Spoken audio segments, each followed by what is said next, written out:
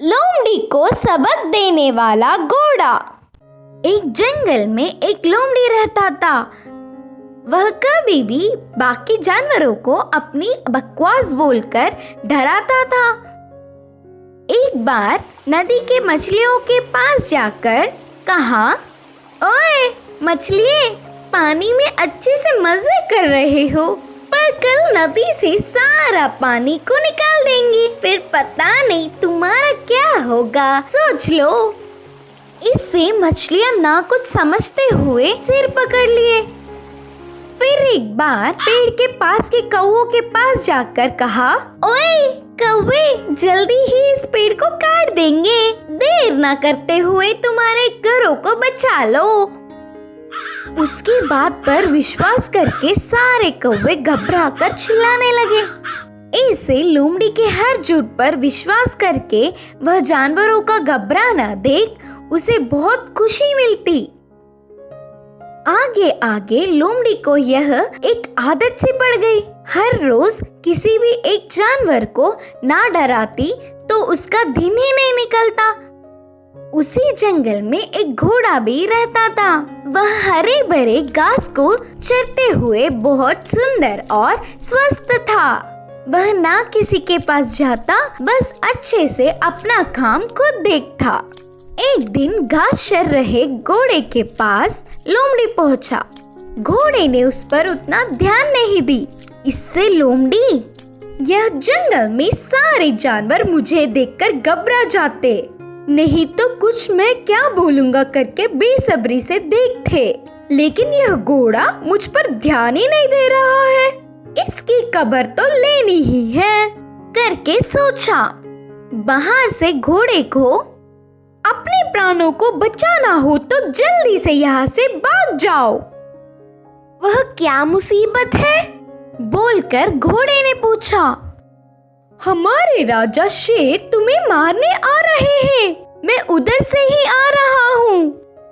लोमड़ी के बारे में पूरी बात जानने वाला घोड़ा उसको सबक सिखाना चाहता था और कहा, अच्छा बस इतनी सी बात है, मुझे शेर से डर नहीं लगता, उसके बारे में तुम परेशान ना हो। बोल के, लोमड़ी लोमड़ी मेरी बात छोड़ो, पहले तुम्हारे प्राण बचा लो, कहा घोड़ा। हाँ, मेरे प्राणों को क्या हुआ? करके संदेह से पूछा लोमड़ी। हमारा राजा शेर का एक लौता बच्चा बीमार हुआ, तो उपचार के लिए हाथी के पास जाने पर पूंछ के कोने में सफेद निशान वाले लोमड़ी की खून पीने से बीमारी ठीक हो जाएगी करके बताया। तब से शेर तुम्हारे लिए देख रहा है, तुम दिखोगी तो मार देगा, जाकर चुपके अपने प्राणों को बचा लो, बोलकर कहा घोड़ा। इससे लोमड़ी भयभीत होकर तुरंत जंगल के घने पेड़ों में घुसकर बिना किसी को दिखे घर गया। एक हफ्ता भर बाहर नहीं निकला, खाना पीना छोड़कर घर में ही छुप गया। उसके बाद एक खरगोश लोमड़ी के घर पर आया। लोमड़ी को तो उसे पकड़ने तक की ताकत भी नहीं थी। वह पूरी बात बताकर, शेर आएगा तो देख के बताना मित्र, बोलकर पूछा। तब खरगोश ने कहा, ना ना, उस तरफ मैं नहीं जाऊंगी, तुमने ही तो एक बार कहा था ना, उस तरफ जाओगे तो भेड़िया मार देगी, मैं नहीं जाऊंगी, मुझे डर लगता है। फिर एक दिन लोमड़ी को देखने गधा आया। वो भी एक कारण देकर उधर से चला गया। भूतकाल में बेवजह उन्हें अपनी बकवास बताकर डराने के लिए लोमड़ी अपने आप को कोसता रहा। 10 दिन बाद घोड़ा आया। शेर आ रहा है कि नहीं, अब तुम ही बताओ मित्र। तब घोड़े ने कहा, शेर नहीं आएगा, जानबूझकर तुमसे मैंने झूठ कहा, क्योंकि तुम सबको अपनी बकवास बताकर घबरा रहे हो ना, डर का मतलब तुम्हें भी पता चलना चाहिए। पहले झूठ बोलने पर लोमड़ी को घोड़े पर बहुत गुस्सा आने पर भी बाद में उसे कुछ नहीं होगा जानकर आराम की सांस ली। तब से सारे जानवरों से बहुत ध्यान से रहती थी। कहानी की सीख है कि सबसे अच्छे से रहना चाहिए। नए लोगों से सावधान। एक जंगल में सुंदर सी हिरन रहती थी। भागने में तेज उससे ज्यादा और कोई नहीं था। हिरन की अच्छाई था कि जंगल के सारे जानवरों को दोस्त बनाना। वह किसी के भी दुख सुनकर मदद करती, इसीलिए हिरन जंगल के सारे जानवरों को बहुत प्यारी थी। एक दिन एक भेड़िया आकर हिरन से बहुत प्यार से बात करके परिचय बढ़ाया। फिर हिरन से दोस्ती का अनुरोध किया। भेड़िया की दोस्ती हिरन ने भी मान ली। ऐसे हिरन और भेड़िए के बीच दोस्ती रोज रोज बढ़ता गया। एक दिन भेड़िया ने हिरन से कहा, दोस्त, हम आज एक सुखद स्थान पर जाएंगे, मेरे साथ आओ। बोलकर हिरन को ले गया। भेड़िया के ले जाने वाला स्थान हिरन को बहुत पसंद आया। कुछ देर उधर गप्पे लड़ाए। हिरन अचानक पीछे मुड़कर देखने से दूर से एक बाघ हिरन के पास दौड़ते हुए आ रहा था। हिरन अपनी जान बचाने के लिए बिजली की गति से दौड़कर भाग गई। एक हफ्ते बाद भेड़िया हिरन से मिलकर कहा, मुझे क्षमा कर दो दोस्त, तुम्हें बेकार में ही उधर ले गया।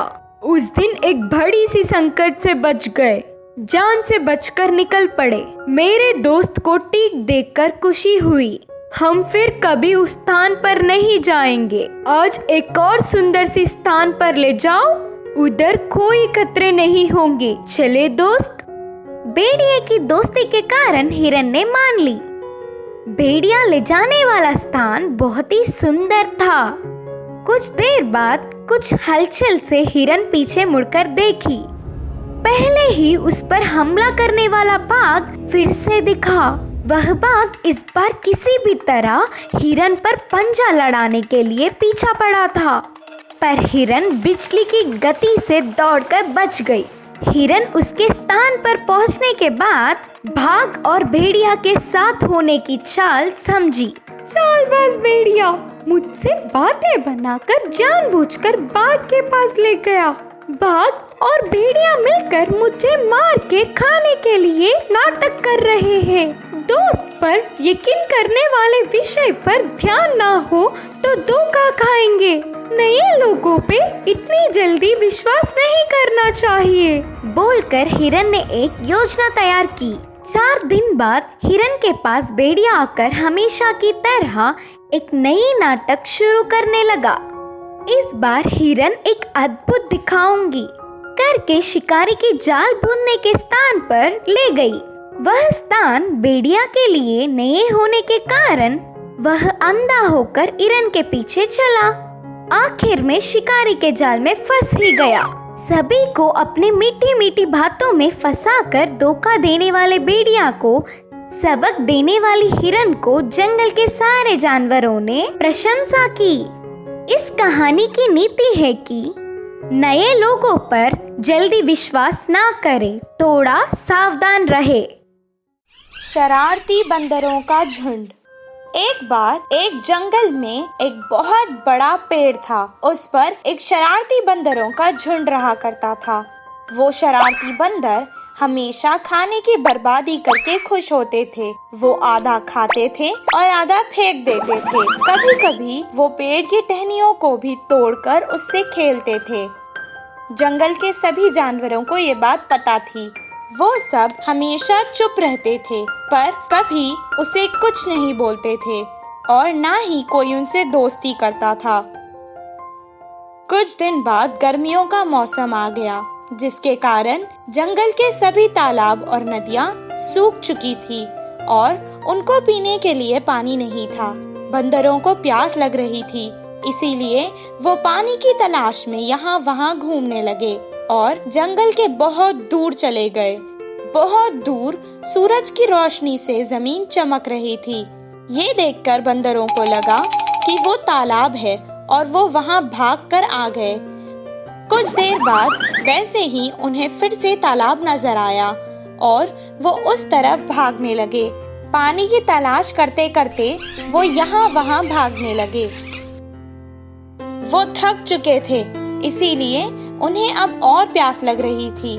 उनकी जबान सूख चुकी थी और गर्मी के कारण उनका सर फटने लगा और उनके पैरों में छाले पड़ चुके थे।